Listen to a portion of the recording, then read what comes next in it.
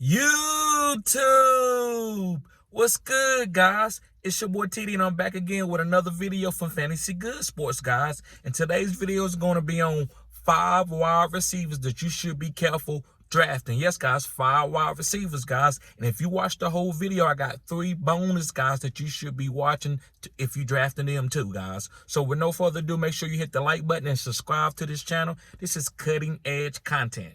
All right, let's begin. The first wide receiver, guys, that you should be careful. Now, listen, I'm saying be careful because I'm not a guy that says you can't draft players, like totally fade them. It depends on where they fall to. Sometimes, guys, you might get 3 great weeks out of them. And that's all you need to help you win a fantasy football championship. So I want to let you know that. But relying on these guys like they're going to be a top 12 guy or a top 24 guy or even a top 32 guy, and you relying on them, you could be disappointed. So the first guy, guys, is Davante Adams. Yes, guys, Davante Adams from the Las Vegas Raiders. Now, listen, Davante Adams is a Hall of Famer. His talent is second to none. But I don't want no Jimmy Garoppolo. I ain't picking no wide receiver to be alpha with no Jimmy Garoppolo. I don't even understand why the Las Vegas Raiders picked up Jimmy. Now, listen, Jimmy is a good quarterback that is a great bridge quarterback that can win games for you. But he's not no alpha guy that's throwing for 400 yards for nobody. So how Davante gonna be an elite wide receiver if he not getting alpha targets? Now listen, Derek Carr, people might say, well, Derek Carr suck. No, listen, Derek Carr doesn't suck. Is he elite? I might not say he's elite, but he can hyper target guys. He hyper targeted. Who was that? Who's the guys? Amari Cooper. He hyper targeted. Who was that? Mike, the guy, the other wide receiver, guys. So hit me in the comment section if you can remember. But he's hyper targeted guys and made them top 12. Jimmy Garoppolo have he ever had a top 12 wide receiver on his team? I don't believe so. None for the San Francisco. And then a couple games that he played for New England, nobody was really top. So I'm not touching no wide receiver that's attached to Jimmy Garoppolo. Can Davante Adams go out there and boom that and blow up everything? You know what I'm saying? He could. Davante Adams is extremely talented. I just don't see it. I don't see Jimmy pushing the ball downfield. You're just not going to throw a bunch of slants to Davante and think he's going to be a top 12 wide receiver. So I'm not touching Davante Adams. That's just me. All right, guys. Moving on to my second wide receiver that you need to be careful drafting. And the guy is Mike Williams. Yes, guys, Mike Williams. Now, listen, Mike Williams is the guy that's going to give you 3 to 4 weeks where he going to boom. But then the other weeks, he might give you 5 points. That's why they went out and drafted Quentin Johnson. They drafted Quentin Johnson, guys, because Quentin Johnson is the same type as Mike Williams, but he's probably more reliable. He don't have the greatest hands and maybe not even the catch radius. But if he can be healthy, that's good enough for this team. They can't have wide receivers going like they both wide receivers going down like they did last year. That hurt Justin Herbert. So they needed somebody reliable. Mike Williams is just not reliable. His talent, I can't sit here and talk junk about his talent. The guy can run. You know, he ain't slow. You know what I'm saying? And he's a great catch radius guy. But I'm not taking him at the like a high ADP, right? I'm waiting way late. Now, if he fall way late in the draft, yeah, you pick him up and you just play him in a flex spot here and there for the boom weeks. Or as a best ball pick way late. But don't take this guy as your number 2 wide receiver, think he's going to be being consistent. Like I said, can he go out there and never get hurt this year and do it? He could. Anything is possible, guys. Don't never get it twisted. That's why like I said, I'm giving you advice. I'm saying be careful. I'm not going to say total fade. It ain't because I'm scared to be wrong. It's just, that's crazy. Anybody can boom. You know what I'm saying? That's why you see like, look at Debo as a rookie. Came out, then the next year got hurt a lot. And then came out the next year and was the number 1 wide receiver. And you be like, what the heck? Anybody can boom. But I'm not taking my chances on no Mike Williams. That's just me. He been hurt too much. So, guys, I'm waiting like real late to get Mike Williams, which I won't get him at the ADP. All right, moving on to my next wide receiver, guys. My next wide receiver that you should be careful or have caution when you draft him is Gabe Davis from the Buffalo Bills. Yes, guys, Gabe Davis. And the reason why you should be careful getting Gabe Davis, he's a boom bust guy. He just like that.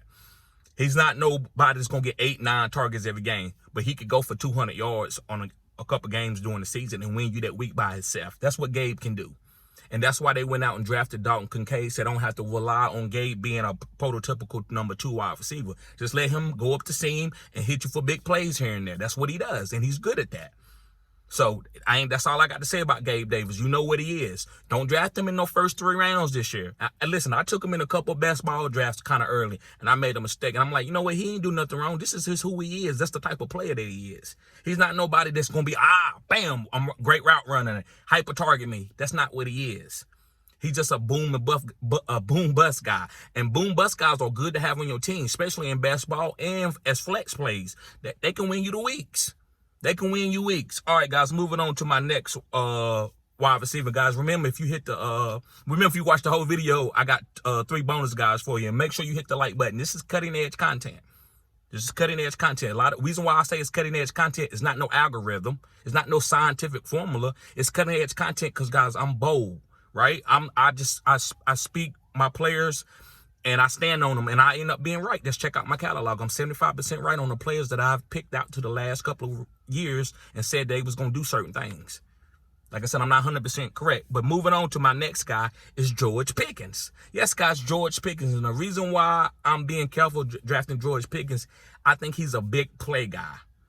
He's kind of reminds me of a Mike Williams. Not saying he's injury prone, but the way he catch the ball.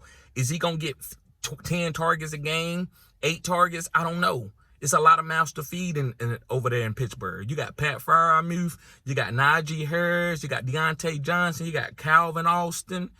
Who else you got over there? You got a lot of wide receivers, guys, and I'm just nervous. I don't think he's going to get hyper-targeted for his draft capital. It's a lot of good wide receivers going right there where his capital is at. So I'm being careful getting George Pickens. But if I can get him as a flex play, as my wide receiver 4 or wide receiver 3, and for him to make big plays, because he's going to make big plays. He might have more highlights than any other wide receiver in the game. One hand catches, out of bounds, 2 people. He going to do that. But is he going to do it back to back where he could be a top 12 wide receiver? I don't know. It's possible, but I'm not taking that chance. So moving on to my next guy. My next guy is Courtland Sutton. And I told a lot of people to fade Courtland Sutton last year.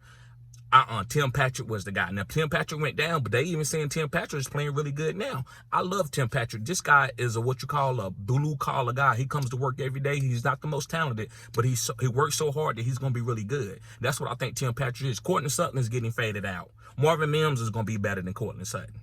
So Courtland Sutton is a jump ball guy, and he might give you 1 or 2 of those a game, but he can't be hyper-targeted. Russell Wilson tried to hyper-target Courtland Sutton last year early, and that team went down. But once he stopped doing that and started going at Jerry Jeudy, that team got better. So with Sean Payton coming to the offense, they're going to be hyper-targeting these other guys. I won't be surprised if they was to cut Courtland Sutton sometime this year or just fade him out the offense, kind of like the Giants did Kenny Golladay. All right, moving on to my next guy, guys. And this guy's a good player, but it's going to be reasons why I'm not fading him, but being careful if I draft him. And it's Calvin Ridley. And, guys, this is one of the bonus guys. Thank y'all for watching the whole video. And reason why I'm being careful when I'm drafting Calvin Ridley, it's a lot of mouths to feed on an offense. I think Trevor Lawrence is going to be a great quarterback this year. I love Trevor Lawrence. I'm giving y'all that gas right now. Trevor Lawrence going to ball out, but he's not going to be hyper-targeting nobody. Everybody's going to be eating. Calvin Ridley might eat one game. The next game might be Zay Jones. The next game might be Christian Kirk. The next game might be Travis Etienne. Then Travis Etienne again. Then you might go to Evan Ingram. A lot of mouth. I mean, they got 5, 6 really solid B+ weapons. So nobody's going to be getting no hyper target. They don't have that type of team. I don't think Calvin Ridley is going to be that guy. I don't think they're going to give Calvin Ridley 12 targets a game. I think they might give him 6 or 7 and then spread it out amongst everybody else. So if you rely on Calvin Ridley to be a top 12 guy, you could be disappointed. But top 24, yes, he'll be a top 24 guy. He could be a wide receiver 2 on certain teams. Yeah, I agree with that. But I don't think he's going to be no alpha guy. Again, could I be wrong? Like I said, I'm not above being wrong.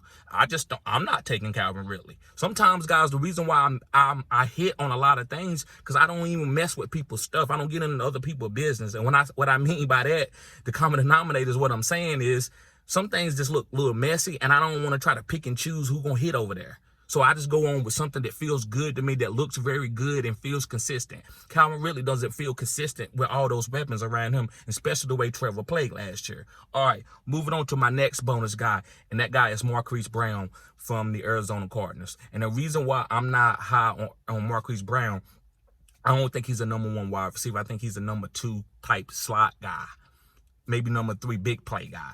So if you think this guy gonna get hyper targeted because they ain't got no weapons over there, no. I'd rather draft wait late and get Greg Dortch. I said what I said. I'd rather wait late and get Greg Dortch. I'm not going with no Marquise Brown like he gonna be beating man-to-man covers and getting off corners. That's not the player he is. He needs to be in the slot and run up seams and run backside post. He's not nobody that is gonna be beating on Sauce Gardner. And I know every team don't have a Sauce Gardner, but this is the NFL. Every number one corner is good. And I don't think Marquise Brown I don't think he wants to take those type of hits. I just don't think he's that type of guy. I think he's a good player to have on your team that can help you win games and win a Super Bowl if he in the right role, but not no alpha hyper target guy. That's just not who I think he is. So I'm kind of waiting very late to get him if I do get him. All right, last but not least, guys, and there are a lot of people's not going to disagree with me, but I respect that. It's a Chris Olave. I think Chris Olave is really athletic. I think he's better than Marquise Brown and stuff like that. I think he could be like even a Calvin Ridley. But remember, Calvin Ridley only had like 1 year where he was a top 12 guy. I know he got in trouble, but he's too small for me to think that this guy's going to be a top 5 wide receiver. And people are drafting this guy like he's a top 5 guy. I'd rather go get Garrett Wilson. Chris Olave is good, but it's a lot of mouths to feed over there in New Orleans. You got Michael Thomas. Now, well, listen, we don't think he can stay healthy, but what if he does? You think Michael Thomas is going to have a game where he gets 4 targets? And then Chris Olave get 12? No way. They would have cut Michael Thomas, guys. They could cut him. They didn't pay him this money. So they keeping Michael Thomas because that's the alpha target where he's going to get a bunch of targets. And Chris Olave, they're going to look to give him targets too. But as far as a top 5 guy, no. I think he's a top 24 guy, and that's easy. That's easy. He's a top 24 guy, but not a top 12 guy. I think with Juwan Johnson, Alvin Kamara, Kendre Miller, I just don't think this team is going to be hyper-targeting Chris Olave like that. If they was, I think they would have got rid of Michael Thomas. And you got Rashid Shaheed, who's a dynamic player coming up. I'm not saying Rashid Shaheed is better, but I like Rashid Shaheed ADP. That's why I'm drafting. I know I get a lot of comments. I ain't taking that guy. That's fine. You ain't got to take him. But I like to pivot to other guys where the ADP feels a little bit better and catch that boom. So guys, thank y'all for watching the whole video. Again, guys, if you want to show support to the channel, sign up for my OnlyFans, only $10 a month. And if you sign up for the 3-month package, guys, you get a free consultation. That means I can help you with your draft for 30 minutes or whatever, guys. That's it. But if you pay for the whole draft, it's $40 if you sign up for the OnlyFans, and I'll be with you the whole draft. The whole draft, guys. So, guys, make sure you sign up for the OnlyFans if you want to support the channel. Nothing weird going on over there. Peace.